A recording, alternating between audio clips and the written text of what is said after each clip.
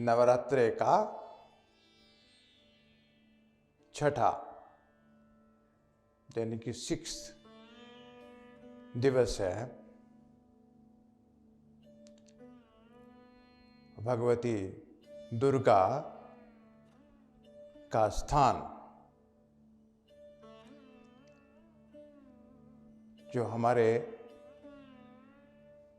प्रकृति में दोनों आंखों के बीच में उसका स्थान है, जिसको योगा में आज्ञा चक्र के नाम से जाना जाता है। आज हम इसकी चर्चा करेंगे। इसको तृतीय नेत्र भी कहते हैं शिव का, और 6 सेंस भी कहते हैं।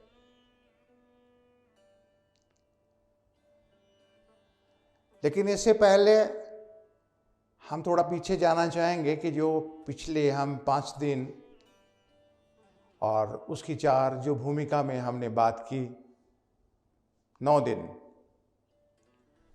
और पिछले 5 दिन में हमने कल जो हमने बात की थी विशुद्धानंद चक्र की, और उससे पहले जो बात की हमने अनाहत चक्र के ऊपर बात की।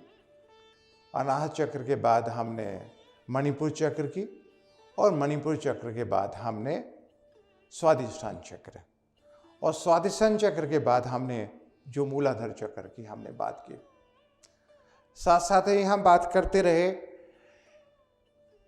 कि हमें आध्यात्मिकता के साथ साथ हमें भौतिक जो संपदा है हमें प्राप्त होती रही, लेकिन आज्ञा चक्र के बाद जिसे हम धन कहते हैं उसकी प्राप्ति आवश्यक होती है। आज्ञा चक्र सरस्वती के जो अंतिम अक्षर है, हा और क्ष, हा अक्षा, कक्षा वाला अक्षर, इसमें 2 वर्ण आते हैं। लेकिन आज्ञा चक्र में परमात्मा की आज्ञा का संकरण होता है।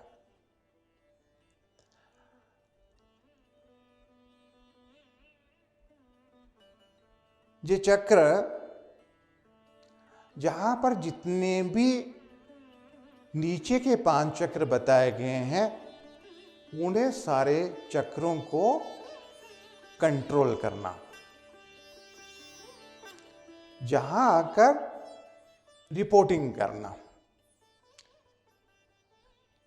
लेकिन इसके साथ साथ एक विशेष बात आपको जो बतानी है, जितने भी सरस्वती के वर्णों और मात्राओं की हमने बात की, सारे शरीर में एक बहुत सारी नाड़ियों का जाल है, जिसमें हजारों लाखों करोड़ों नाड़ियां हैं। उसमें कुछ विशेष नाड़ियों की बात करते हैं। तो जितने भी आपने हमें 50 रुद्र की बात करते हैं, 50 रुद्र की शक्तियों की बात करते हैं, 50 हम विष्णु की बात करते हैं, 50 लक्ष्मी की बात करते हैं, ये सारे हमारे शरीर में विशेष नाड़ियां हैं, विशेष शक्ति स्वरूप हैं, जो हमारे मस्तिष्क को, वो शक्तियां मस्तिष्क से पूरे शरीर को संचालित करती हैं।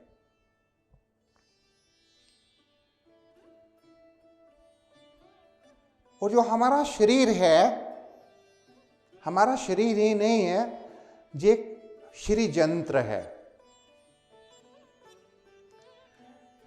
ऐसा यंत्र अगर ये पूरी तरह से जागृत हो जाए, पूरी शक्तियां इसमें जागृत हो जाएं, तो ये अपना तो कल्याण करता ही है, लेकिन जहां पर बैठ जाता है वो धरती ही पवित्र हो जाती है, वो उसका भी कल्याण कर देता है। अगर अपने बिजनेस में बैठता है, बिजनेस चलता ही है उसका, लेकिन अगर किसी के पास खुश होकर चले जाता है, उसका भी जाकर कल्याण कर देता है। तो आपने श्री यंत्र धातु में देखे होंगे, चांदी में देखे होंगे, सोने में देखे होंगे, तांबे में देखे होंगे, पत्थरों की मूर्तियों के अंदर देखा होगा, लेकिन हमारा शरीर जब जागृत होता है तो ये वास्तव में जो श्री यंत्र है, जो लक्ष्मी का स्थान है, जहाँ पे पूरी तरह से लक्ष्मी अपनी पूर्ण शक्तियों के साथ एक साधक को प्राप्त होती हैं। अगर कहा जाए कि आज की डेट में जो संक्रमण हमें टीवी पे सुनने को मिलता है कि कोरोना का बहुत सारा संक्रमण है, लेकिन आज मैं कहता हूं कि अगर कोई भी चैतन्य साधना करता है तो उसको कोरोना का संक्रमण नहीं होगा। किसी को तोड़ने के लिए, किसी का मुकाबला करने के लिए कुछ ही हथियार का इस्तेमाल तो करना ही होगा। दवाइयों की खोज करने दीजिए, जो वैज्ञानिक खोज करते हैं वैसे ही दवाइयां बहुत लेनी जरूरी हैं जैसे हम रोज लेते हैं। लेकिन हमारे पास भी एक खोज है जो आपकी खोज की हुई है। अगर चैतन्य साधना करते हैं तो सारी ही शक्तियां चैतन्य हो जाती हैं, प्रत्येक अंग प्रत्यंग चैतन्य हो जाता है। और हमारे सारे डॉक्टर विद्वान यही कहते हैं कि जिसकी इम्यूनिटी स्ट्रांग है वो कोरोना से लड़ सकता है, और जो कोरोना से लड़ सकता है वो हमें अपना ब्लड डोनेशन करे, अपनी शक्ति को हमें डोनेट करे, अपना प्लाज्मा हमें दे, जिससे हम दूसरों को प्लाज्मा दे सकें और उनको हम ठीक कर पाएं। चेतन साधना करना अति आवश्यक है, सदैव आवश्यक था, लेकिन आज ज़्यादा आवश्यक है, जिससे हम बता पाएं कि भारत वो भारत है जहाँ भारतीय के सारे वर्ण, भारतीय के सारी शक्तियाँ, भारत की सारी मात्राएं जागृत होने के बाद जो सन्यासी बनता है, सरस्वती के सारे वर्णों के साथ न्यास करता है, वो दिखा सकता है कि प्रत्येक भारतीय को ऐसी बीमारियां तो कभी छू नहीं पाएंगी, वो पूरे विश्व को भी संदेश दे सकता है।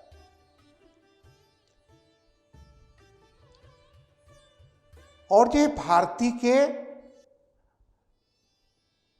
यही ऐसा हमारी पहली जो कक्षा में जो टीचर हमें पढ़ाना चाहते थे, जो मास्टर हमें बताना चाहते थे, कुछ ऐसा ही बताना चाहते थे कि आपको वो सब कुछ मिल जाए। लेकिन दुर्भाग्य की बात है कि हमें जो टीचर मिले वो इसके जानकार नहीं थे, इसलिए आज हमें सुनना पड़ता है। इस उम्र में कोई 40 साल की उम्र वाला सुन रहा है, कोई 60 साल वाली उम्र वाला सुन रहा है, किसी भी आयु के अंदर हमें सुनने को मिलता है। और यही अगर सुनने को हमें बचपन में मिल जाता और ऐसा सुनने को मिल जाता, तो रामचंद्र जी को अगर 16 साल की उम्र में सुनने को मिला था, तो शंकराचार्य को तो 7-8 साल की उम्र में सुनने को मिला था। शंकराचार्य को 11 साल की उम्र में उनको गुरु ने बोल दिया था कि जो मैंने आपको सिखाना था मैंने सिखा दिया, अब वाराणसी में जाके जो आप जानते हैं उसके बारे में लिखिए। और 14 साल की उम्र में उनके सारे ही ग्रंथ लिख दिए थे। अगर 14 साल का बालक इतने अच्छे ग्रंथ लिख सकता है कि आज भी विद्वान उसके ऊपर समीक्षाएं लिखते हैं। आज भी शंकराचार्य मठों के अंदर शंकराधीश बैठ के उनको अपने अनुयायी कहते हैं। उस बालक के अंदर एक अद्भुत प्रतिभा थी कि उन्होंने सारे यौगिक चक्रों को जागरण किया, अपनी भगवती कुंडलिनी शक्ति को जागरण किया। जिस भी आयु में आप शुरू करते हैं, आपको जो ओपन संदेश है कि आपको वो सब कुछ मिल जाएगा जो आपका अपना ही है। बाहर से कुछ भी आपको मिलने वाला नहीं है, आपके पास अपना है जो अंतर में ही हमने निकालना है। ये तीसरा नेत्र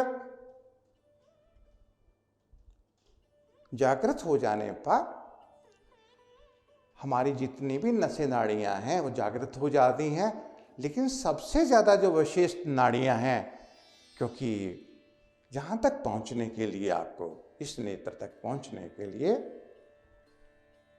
एड़ा, पिंगला और बीच वाली सुषुम्ना नाड़ी,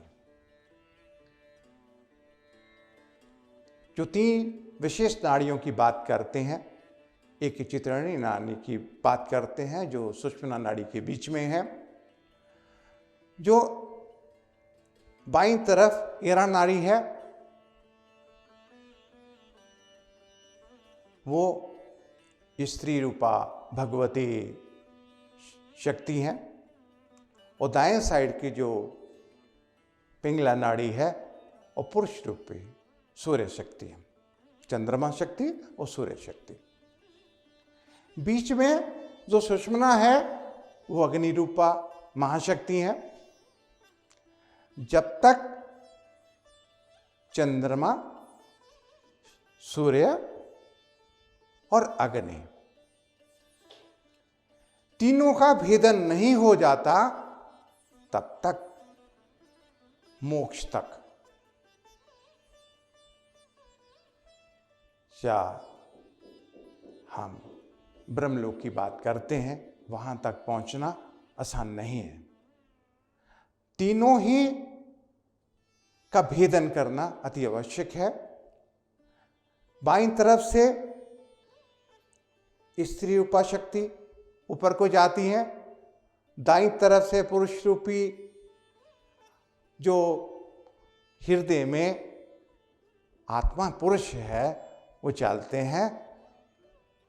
ऊपर जाके जो सुषुम्ना नाड़ी से ये हम ऊपर जाने के बाद इकट्ठे होते हैं, यही भगवान शिव का अर्धनारीश्वर स्वरूप का रूप है। आप भी शिव के दर्शन को अपने ही स्वरूप में जब करते हैं तो यही भगवान शिव का साधना बताने का रहस्य था कि आपके अंतर में ही शिव छुपे हुए हैं, उसकी आप प्राप्ति करिए। एड़ा और पिंगला और सुषुम्ना, जो प्रणाम करने से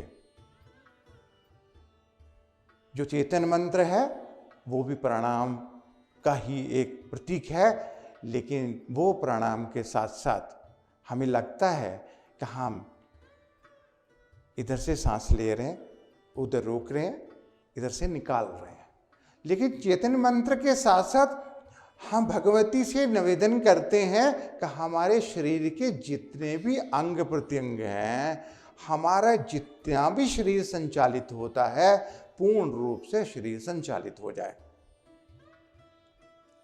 और ये खोज मेरी नहीं है, ये खोज सिद्धाश्रम के योगियों की खोज है कि चेतन साधना करने वालों के योगिक चक्र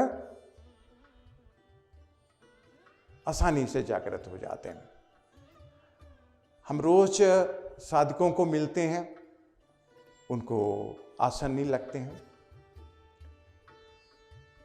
लेकिन मूलाधार चक्र से लेकर जब आज्ञा चक्र तक पहुंचते हैं तो सुखद जो आसन जो हम कहते हैं कि जैसे मूलाधार चक्र जागरण होता है तो उसको 4 कमल वाला आसन मिलता है। जब स्वादिष्ठान चक्र जागृत होता है तो उसको 6 कमल वाला आसन मिलता है। जब मणिपुर चक्र तक पहुंचता है तो उसको 10 कमल वाला आसन मिलता है। जैसे वो अनाहत चक्र तक पहुंचता है तो वैसे उसको 12 कमल का आसन मिलता है। लेकिन जब स्वादिष्ठान आपका विशुद्धानंद चक्र तक पहुंचता है तो उसको 16 कमल का आसन मिलता है। और जब आज्ञा चक्र तक पहुंचता है तो पूरे संसार को अपनी आंखों से वहां बैठकर देखने की क्षमता ले लेता है।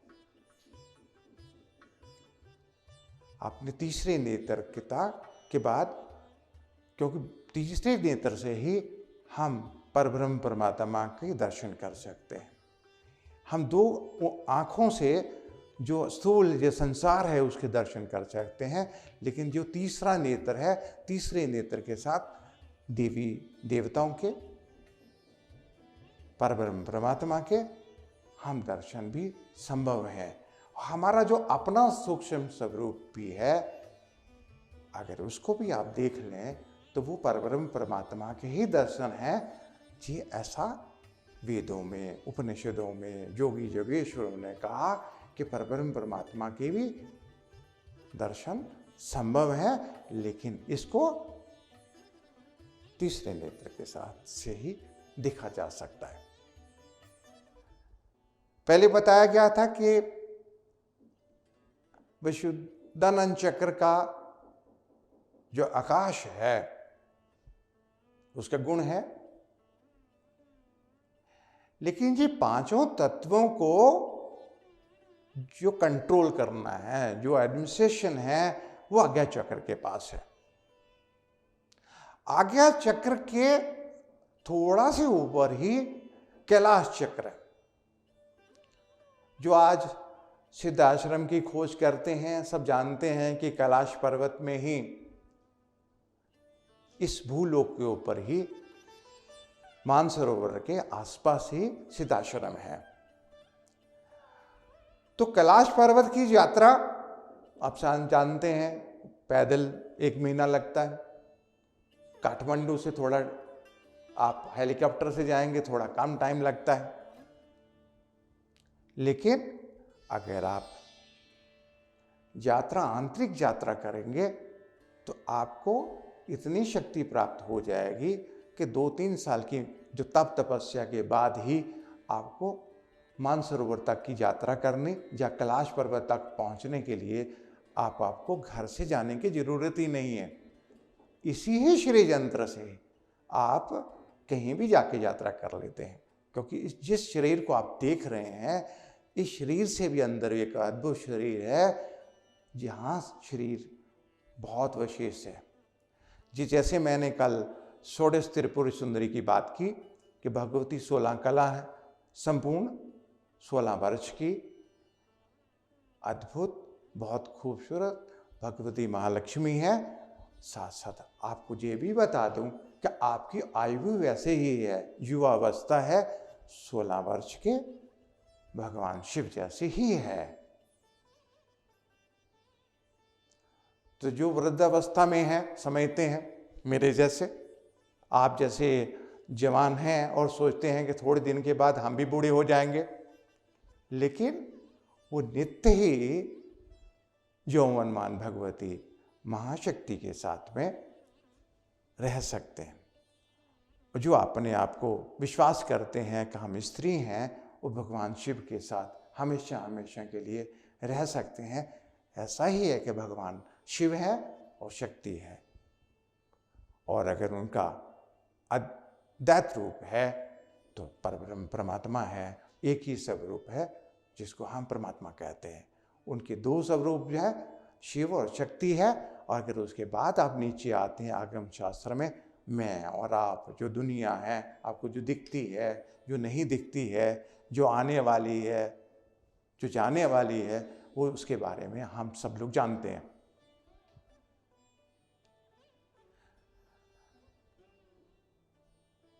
जब हम चैतन्य साधना करते हैं, चेतन साधना करने के बाद हमारे योगिक चक्र जागरण हो जाते हैं,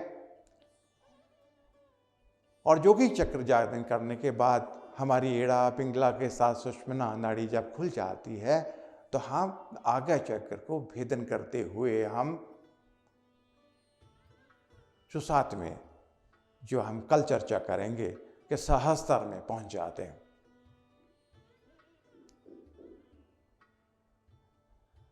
तो भगवती कुंडलिनी शक्ति विशुद्धानंद चक्र के बाद जागृत हो जाती है।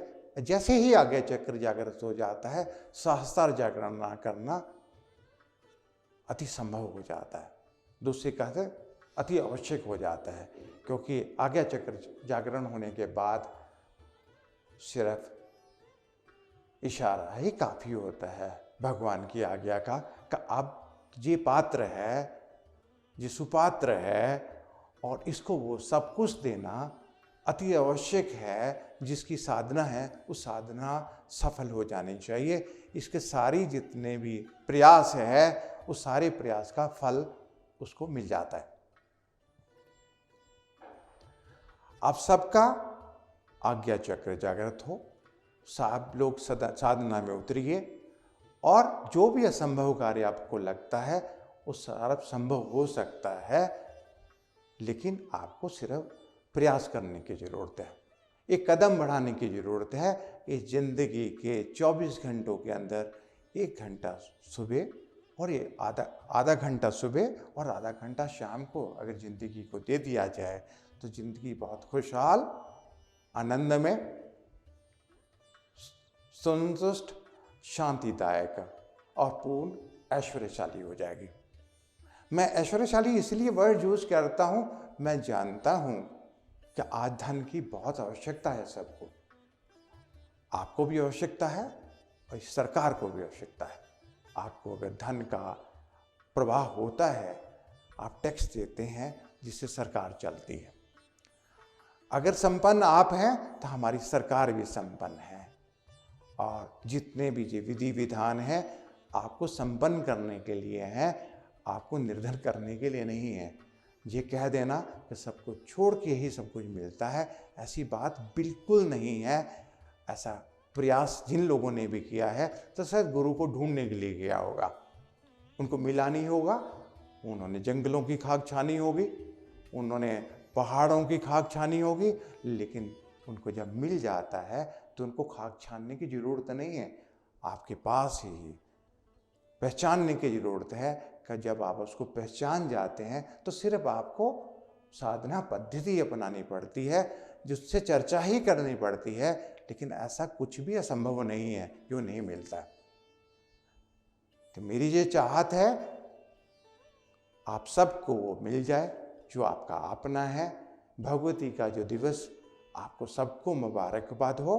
और हम कल जो बात करेंगे सहस्त्रार चक्र की बात करेंगे, जो परब्रह्म परमात्मा का हेडक्वार्टर है, हेड ऑफिस है, जहाँ से पूरा मस्तिष्क आप संचालित करता है। मैं आप सबको कल का निमंत्रण देता हूँ। सब आप सुनिए, कल हम इस बात के ऊपर चर्चा करेंगे। आज का दिन आपके लिए सबके लिए मंगल हो और सब सुखी रहिए, संपन्न रहिए। आपको बहुत बहुत आशीर्वाद।